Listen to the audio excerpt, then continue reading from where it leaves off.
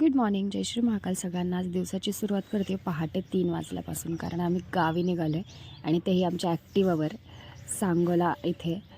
तर वातावरण इतकं सुंदर होतं सकाळी सकाळी की एकदम फ्रेश वाटत होतं. मग आम्ही नाश्ता करायला थांबलो.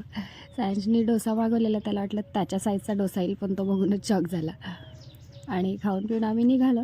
मध्ये मध्ये स्नॅप घेत राहतो, छोटे छोटे ब्रेक्स.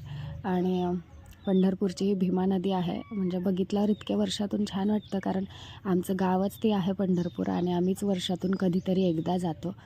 आणि हा फाट्यावरून जाण्याचा रस्ता आहे एकदम सुनसान. मग तिथून आम्ही दुपारी शेतात गेलो. तर हा मला असं फुलं निवडून निवडून आणून देत होता, कारण त्याला माहिती आहे मला फुलं आवडतात.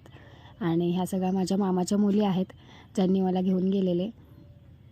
आता हे रामफळं इतके लागलेत, पण त्यातलं एकही पिकलेलं नाही, त्यामुळे त्याचा काही फायदाच नाही. आणि त्यांच्या शेतात 2 विहिरी आहेत, एक बांधलेली आणि एक नाही बांधलेली. गहू, चिंचाचं झाड, खूप काही काही होतं. खाण्यासारखं काहीच नव्हतं, फक्त चिंचा होत्या ज्या मला खायला अलाउड नाहीत, कारण मला खोकला खूप लवकर येतो. आणि मग गहू बघून तर इतकं सुंदर वाटत होतं, पण त्याचं तर हुरडाही आपण नाही करू शकत.